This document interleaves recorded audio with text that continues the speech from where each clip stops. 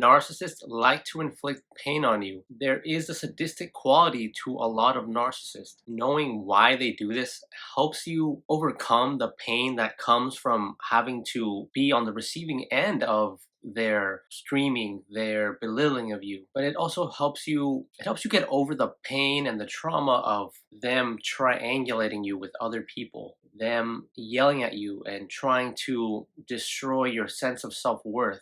They do not inflict pain on people with ill intent. The thing is, people like this are on a spectrum. The narcissist you dealt with could have been more on the malignant side. They might be the type of person that hurts people just for the sake of hurting people. But in actuality, those type of people are very rare. A lot of narcissists are people who have very low sense of self-love, self-worth, and just like many other people, not just narcissists, they try to bring you down to their level. And a lot of this, like a lot of the human experience, is unconscious. They, even if they are aware of their actions or not, they are trying to bring you down to their level because that is how they relate to the world. That is how they perceive the world.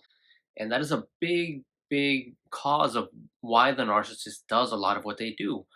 They view the world from the lens of a narcissist, so they do things that to a more neurotypical person seems awful and malicious and just straight up evil, but in reality, that is just their worldview. They are living in a worldview where they do not think of the emotional repercussions of their actions. They're not seeing you in the sense that maybe you or I would see someone where, well, I don't want to yell at this person because it's going to make them feel shitty. They are just expressing themselves from that narcissistic state where you're not fulfilling their needs, you're not boosting up their ego, you're not doing whatever it is that narcissist wants, and when you aren't complying to them, they don't care about yelling at you. They're trying to get their way, so they're going to yell at you, they're going to hit you, they're going to do whatever it takes to make you do what they want to do. And I saw this a lot in my relationship with a narcissist. Whenever I didn't comply to their worldview, they would do things to inflict pain on me. If I wasn't living up to their standards of who they wanted me to be in that relationship, they would yell at me. They would triangulate me with other sources. They would say, well, my ex did better than you. My ex did this.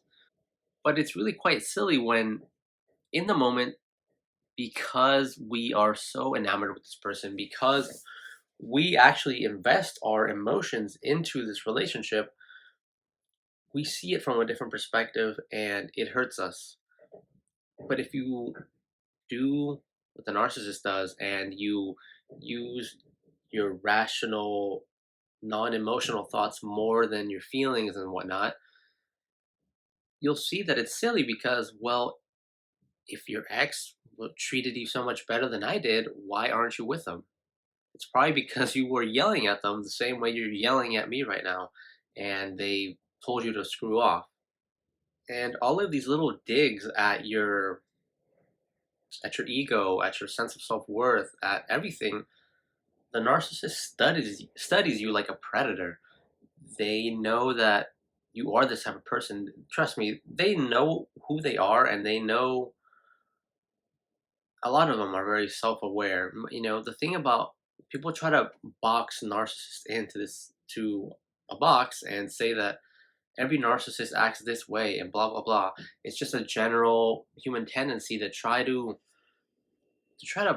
put labels on things because it just makes things simpler. It's just how we are, and but by doing this, we hurt ourselves, and even though sometimes we hate the narcissist, it ends up hurting them too. When you put someone in a box that says this person is just a narcissist and they're evil and they're just there's no helping them, it hurts you by clouding your judgment, by thinking that everything they do is malicious or just pure evil. Because okay, let's take that perspective. Now this person is they're evil. Everything they do is to hurt me, and that just brings you down. It makes you think, well, why am I so worthless that that I just deserve all these evil things. But if you take it a step further and you see that the narcissist is coming from a place of low self-worth, of trying to make, they're not seeing things in a very narrow perspective, and that is not how the world works. It's how the world works for the narcissist, but it's not how the world actually works. And it's why their life is always in shambles. It's why they can't get along with people. They can get things they want because they're very goal oriented people. They're very good at getting the things they want, but you can't maintain the things you want when you aren't consistent. When everything is about yourself, you can be a very successful person in that sense, in a materialistic sense, but you're never going to have anything long term. You're always going to shoot yourself in the foot because cognitive processes, our thoughts, they have an emotional component to, and when you shut down like the narcissist, it's kind of living in this dissociated state. Our thoughts are more than just I want this and I'm going to do whatever I can to get it. There's a reason you have feelings, there's a reason you have emotions. It's because they help you.